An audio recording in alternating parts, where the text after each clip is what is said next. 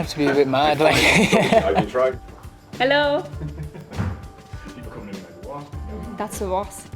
The movie Ratatouille, and then Gordon Ramsay's Kitchen Nightmare and Hell's Kitchen, and like. I hope there wasn't waffling now. My name is Becca Sweeney. I'm a head chef in Sligo and I'm also the Taste of Sligo Food Festival coordinator. Hi, I'm Aoife Comfort. I'm the junior pastry sous chef in the One Michelin Star Glover's Alley by Andy McFadden. So my name is Charlie Ward and I'm on work placement at the moment. So I'm here in the Morrison Room in Carton House. My name is Ian Harford, 24. I'm originally from Dublin, working as a chef engineer in Galway. I went in when I was 15 and I've even noticed a change in staffing, the hours, pay, etc. Like the list goes on and on in a positive sense. You don't have to walk in and kind of like almost fit the mood of somebody else. Like everybody is happy, everybody's peppy, everybody's looking forward to it, and yeah, it's good crack.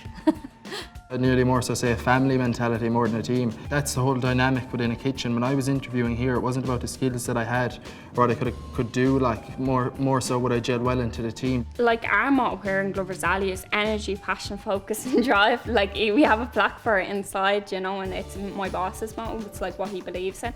And that's always the thing, like we need to bring the energy, you need to bring the passion, you need to bring the focus, and then you need to drive yourself forward or drive the team as well. If you don't have a nice workplace and people don't want to work here and keep changing, you know, that's a lot of money and a lot of investment and time and energy into training new people all the time, instead of sticking with people, encouraging them, making sure that they're happy and they want to be here and they want to stay and that they do a good job.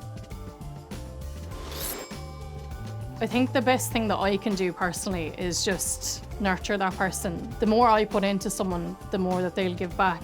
Like for example with the boss here, JP, like he would help us financially to go and do our stages, our internships, and encourages us. And you know, he says, you know, if there's anywhere you want to go that you can't get in contact with, I'll help you, you know. Really encouraging us to actually go out and visit producers as well. I've been given a lot of flexibility in terms of time off to pursue different things. I did the Taste the Atlantic Chef Ambassador programme, and I had fully Glover's Alley support for doing that. The head chef now is taking on more of a role of encouragement. It's really important that the whole team is trying their hardest, but then again, there to support each other when we need it. It starts from your head chef, because that's the person you look up to when you're a younger chef. It's so important for chefs to have an environment that nurtures that growth, that if they see a little spark in someone's eyes, don't quench it, fuel it.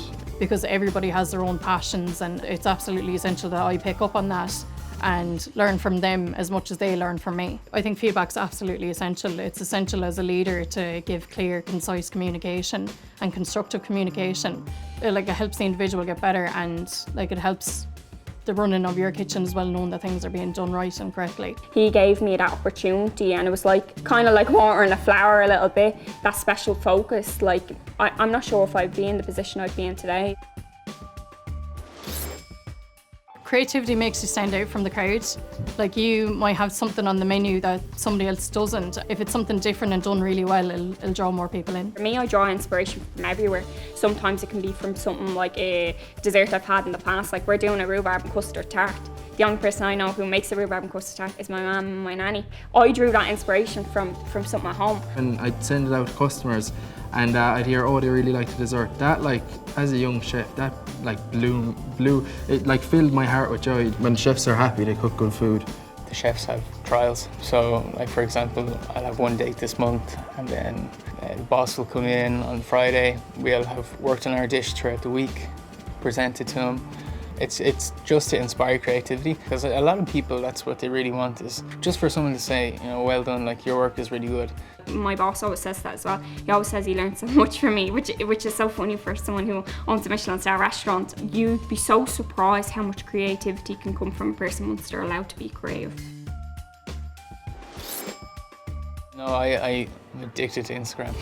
I'm never off it. It's kind of like LinkedIn for chefs, really. Like, from a chef perspective, that's how I got the job here. DM'd at him on Instagram, told him I love the food he was cooking. He got me in here, so that was great. I definitely think it's more of the human aspect of it. Like, people appreciate seeing what goes on behind the scenes. Something might look pretty on a plate but might not be pretty in the background. It's absolutely essential that we do showcase who we are and our values, and like, people relate to that. You definitely can attract customers. Like, I get people messaging me about our dishes all the time, and it's like when people ask me what I do, instantly they look up the Instagram. When I eat in a restaurant even, people will recognise even my name just from my pictures from Glover's Alley. It's nice, I get a bit of a discount and stuff like that. Chefs are nice to chefs.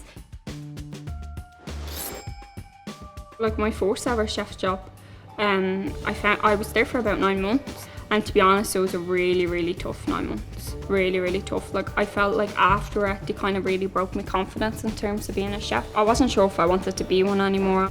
Like, if any of the lads come up to me and they're like, oh, I want this day off, I want to take this week off, I'll never say no, because like, that, they obviously need it for a reason. It's been rewarding for them and it's been rewarding for me. Every day we each take turns to do our family meal. For the first day we all sit here on this table actually. It's just pay attention to your staff. That's a big thing. Take an interest in them.